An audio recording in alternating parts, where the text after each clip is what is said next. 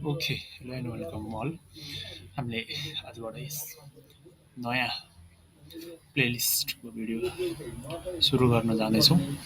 आजको यस भिडियोमा के सिक्न जाँदैछौँ भन्दा भेरिएबल चाहिँ कसरी स्वापिङ गर्ने पाइथनमा भनेर सिक्नेछौँ।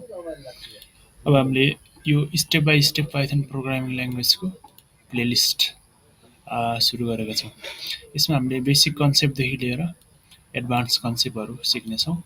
सुरुमा हाम्रो पाइथनमा भेरिएबल डिक्लेरेसन गर्न जानिन्छ, कसरी भेरिएबल डिक्लेरेसन गर्ने, कसरी इनिसियलाइज गर्ने, भेरिएबल्स डिक्लेरेसनको रुल के हो त्यो सबै सिकेपछि हाम्रो अब सिम्पल कन्सेप्ट यो भेरिएबललाई स्वापिङ कसरी गर्ने। स्वापिङ भनेको जस्तो ए इज इक्वल टु 1 छ, बी इज इक्वल टु 2 छ।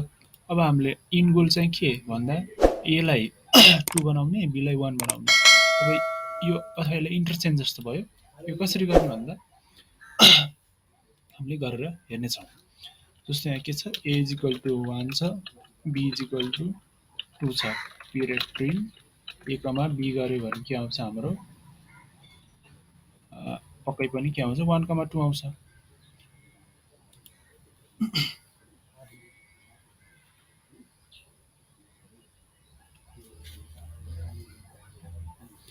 अब हामीले के गर्नु पर्यो भन्दा सुरुमा के छ, ए कमा 1 छ, बी इज इक्वल टु 2 छ।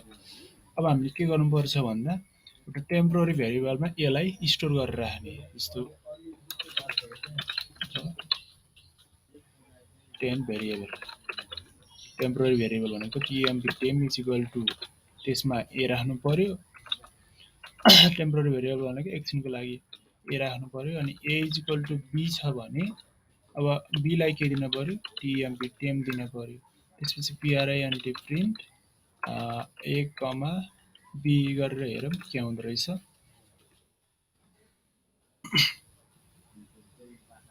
हो 2 कमा 1 आयो। यसमा के गर्यो हामीले, ए र बीमा एमा 1 छ, बीमा 2 छ। अब हामीले एउटा टेम्पोररी भेरिएबल बनाउनु पर्यो। त्यो टेम्पोररी भेरिएबलमा के राखिदिने, एकछिनको लागि ए राखिदिने। अनि ए इज इक्वल टु बी छ भने अब बी त्यो त हामीले के दिनु पर्यो, बीलाई चाहिँ टेम्पोररी दिन पर्यो। अनि सो यसरी हाम्रो के भएको छ, भेरिएबल स्वापिङ भएको छ, इन्टरचेन्ज भएको छ। यो कन्सेप्ट हामीले जान्नुपर्छ पाइथनमा। तर सुरुमा गर्दा कन्फ्युजन जस्तो लाग्छ, तर सिम्पल कन्सेप्ट। सो आजको भिडियोमा हामीले यो पाइथनमा भेरिएबल स्वाइपिङ कसरी गर्नु भनेर सिकेका छौँ।